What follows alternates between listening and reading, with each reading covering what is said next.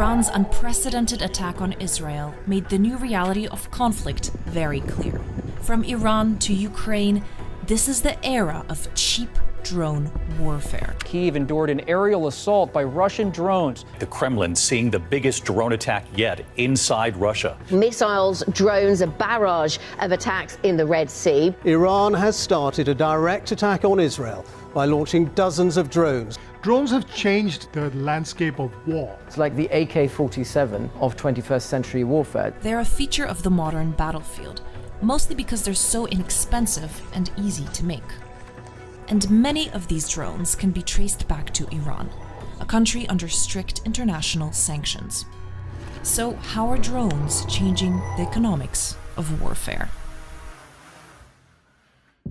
This attack was a direct response to something that happened on the 1st of April when Israel bombed a building close to the Iranian embassy in Damascus. There were some very senior Iranian generals in that building who died in that attack. The Iranians had to respond. These were designed to overwhelm Israeli defenses while a separate battery of missiles were following at the distance. So if everything had gone to plan, the missiles would have been able to penetrate those defenses. We've never seen a swarm this big. Scores all set off at the same time, and it could be a game changer in the way war is conducted. Asymmetry is often what decides a conflict. That's effectively when one side is more powerful than the other. Historically, at least in the modern history of warfare, every technological advance has come from the technologically superior military power. So the most powerful countries got more powerful, and the gap between them and the rest widened. To address this kind of mismatch, the weaker power seeks a way to catch up, an asymmetrical tool.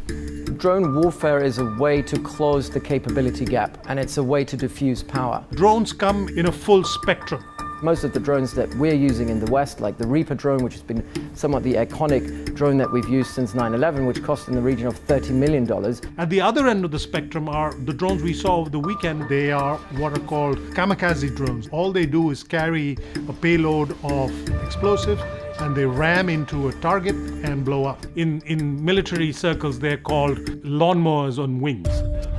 People are saying that the Shahed drone is Iran's AK-47 because it is extremely versatile and can be produced in high quantity at low cost. Now we entered into the next phase of drone warfare, which is low-tech drones at large quantities. The main Iranian drone company is called Shahed Aviation Industries, which the US says is a subsidiary of the Revolutionary Guards. They have been using scores and scores of small companies to circumvent sanctions. They have their own smuggling networks globally where they can get their hands on any sort of component part that they need. Shahed drones can be found in Syria, Russia, Ethiopia, Tajikistan, and Venezuela. The Shahed 136 is the best known. It carries up to 50 kilograms of explosives and has a range of up to 2,500 kilometers, which lets Iran strike targets within Israel without needing to use proxy forces in Lebanon, Gaza, and elsewhere. This is where the economic consideration comes in. They cost anywhere between $20,000 and $50,000. Others are even cheaper, as little as $1,000. Each missile the Israelis were using cost in the region of hundreds of thousands of dollars, if not millions of dollars. America and Israel together probably spent around $1.5 billion in defending against the Shahed drones, while the Shahed drones all put together probably cost the Iranians in the region of something like $3 million.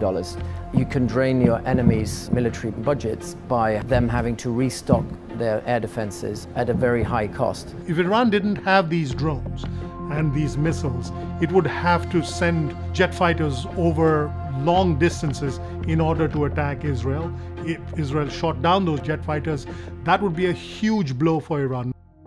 Iran's proxy in Yemen, the Houthis, have already managed to clog up trade in the Red Sea with the threat of drones and inexpensive but accurate missiles. Drones have changed the war in Ukraine too.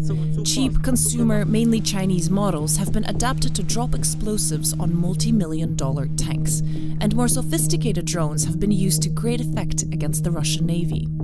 Those drones have been key in Ukraine's ability to destroy quite a large part of Russia's naval fleet in the Black Sea. The US military has leaned increasingly on fewer but more sophisticated and more expensive weapons systems.